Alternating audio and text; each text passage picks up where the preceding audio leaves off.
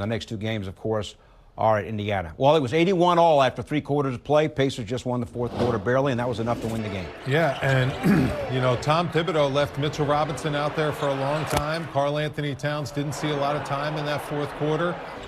Maybe a little bit of a message being sent that Karl Anthony Towns has to play inspired basketball the next couple games. But Knicks tried to hang in there. They tried to do whatever they could, keep themselves in this game. This Indiana team, they generate really good shots with their offense. And they are locked in on the defensive end of the floor. Tyrese Halliburton is not afraid of the moment.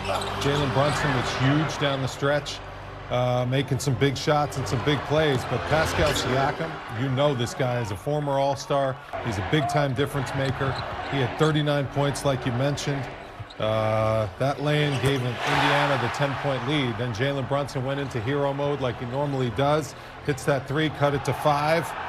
Then the floater here, tough shot, fouls maybe. He looked at the ref after this one like, am I going to get a call anytime? 3-point game. And this was a nice play here. Jalen Brunson reading the defense, finding his running mate and his roommate, Josh Hart, cuts it to 1. But then down 3, listen, you got to roll with Jalen Brunson. He's the decision maker. If that's the best shot he thinks he can get, he's got to go with it. And he missed it. Knicks fouled, and the Pacers, unlike the Knicks in Game 1, they made their free throws when they had to down the stretch. Look at the numbers. Pacers, 26 assists. Pretty even, as you might expect. Pacers win at 114 to 109. They had great balance. All 5 starters for the Pacers, double figures. And off the bench for the Pacers, T.J. McConnell had 10 points. So they had 6 players in double figures, led by Pascal Siakam's 39. Across the street, we find our pal, Alan Hahn. Alan, what's your takeaway? Tight game. Pacers just prevailed a little bit down the stretch. It also seemed like down the stretch they were able to get to a lot of those second chances on an offensive glass. They only had 7 offensive rebounds from what I saw in the box score, but it felt like the important ones they were getting, the tap backs that they were getting. The Knicks were uphill this whole game, and as you guys were just talking about it, the pick and roll defense was shredded tonight, and it was a major issue. They run a lot of traffic out on the court. You really, I don't know if you see it from the TV because the TV kind of zooms in, but when you stand on the court and you watch their whole offense work, there's action happening everywhere. And so when you're switching, the communication is so critical. And how many times did we see it result in open shots because of just one miscue or one poor decision on who switches, who doesn't, helping off of shooters? Boy, the Pacers were ready for this series. They scouted the Knicks, and they are exploiting every weakness they can find. Yeah, I'm with you, Alan. I mean, what do you think of the adjustments that the Pacers made? Because they're not known as a defensive team. But to me, I don't know. What do you think? I thought their defense was really solid, especially in that 4th quarter. One thing to keep in mind, along with the great record they've had since January 1st, they've also been one of the, I think, a top 5 or top 10 defense in the NBA as well. And that is something that we don't talk enough about because they score so many points. A lot of their defense sometimes, Wally, is if you're about to score a bucket, they'll almost let you have it, and then they'll get down the floor and get that 2 back. And so you think you have momentum, and then all of a sudden they're quickly scoring and taking that momentum away. That is a huge part of what they do as well. But defensively, yeah, I think they're very good defensively with a lot of the different. You notice that Nembhard guarded Brunson in the first half, and then Nesmith guarded him in the second half. You always have a fresh body on him. Jalen Brunson still gets the 30 points and 11 assists in this game, but it's just how many bodies they can throw out there. And I just keep coming back to their offense. They have found the weaknesses of the Knicks defense, and they are exploiting it. You are not seeing iso ball. You're not seeing one guy just taking on one-on-ones. They are in constant motion, and they're very difficult to guard. Alan, we touched with Wally on the fact before you came on that the Knicks on the road in the playoffs 5-1, and now you got games 3 and 4 in Indianapolis. What do you think? Yeah, it's an uphill climb from here, and the percentages in history tell you that everything is going against the Knicks right now.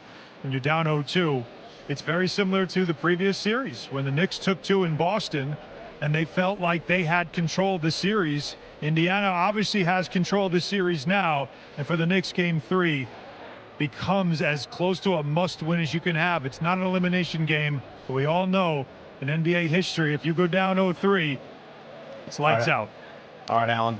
We'll see you shortly when you come back across the street. Join us here in the studio. Wally, Pascal Siakam back in 2022 with Toronto, had a career high 52 points with the Raptors here at MSG. And tonight in MSG, playoff career high 39 points. He scored the Pacers' first 11. What made him so hard to stop tonight? Well, he's a big matchup problem, and the Knicks are switching a lot of the screen and rolls because, like Alan alluded to, they're struggling to control that play. And the Pacers run it perfectly. And when he gets an opportunity in a mismatch, he takes advantage. He's an elite finisher in transition. He's got a great step-back game, and he's been matched up against OG Anunoby most of the time, and he's scoring over his old teammate from Toronto. And he's having a big series so far, a big difference maker. That was a huge pickup by the Pacers when they traded for him, and he just continued to roll. In the first half, the Knicks were able to control everyone else and let him get his points. But in the second half, he got his points, 16 of them to be specific, and everyone else got their points. That's the big problem. This team is really tough to guard. They generated really good shots, especially in the fourth quarter. Some of these looks are in the fourth quarter because the Knicks, they just cannot control this team when they're running pick and roll, when they're flying at them, when they're playing aggressively, if the Knicks miss a makeable shot, it turns into an easy two on the other end of the floor. That's how good this team is. You have to make the shots when you're available and knock down the open ones, or else this Pacer team, they will run the ball right back down your throat and they will score on you quick. Jalen Brunson, I mentioned 36 points now, 19 career playoff games with the Knicks with at least 30. That's one more than Patrick Ewing's 18. So Brunson has had more playoff games with at least 30 points now, Wally, than any Knick in history. He's unbelievable. He really is. I mean, he played another amazing game, shot a high percentage, 13 for 27. You'll take that any day of the week. I just think he's doing everything to try to keep his team in it. It kills him that he didn't hit that really tough shot to tie it when they were down 3, but he brought him back when they were down 10 with like 3 minutes to go. So he's doing his thing. He's got to continue to do his thing. It's got to be the rest of the guys stepping up and not always in the scoring and the offensive categories. Other guys have to step up and do stuff out of their comfort zone defensively in order to get back in this. Xin chào tất cả các bạn đã đến với kênh YouTube của mình. Kênh YouTube của mình là kênh chuyên sáng tạo nội dung cắt dán này các bạn này. Nội dung cắt dán. Những đây trước mặt của mình đây là nơi làm việc của mình này, bao là nơi làm việc của mình, có những sản phẩm của mình đã làm xong này, làm xong cắt dán hoàn chỉnh rồi, rất nhiều những sản phẩm đây, rất nhiều sản phẩm này các bạn này. Và để tạo ra được những sản phẩm đẹp như này cho các bạn xem thì mình sẽ cần những dụng cụ như sau.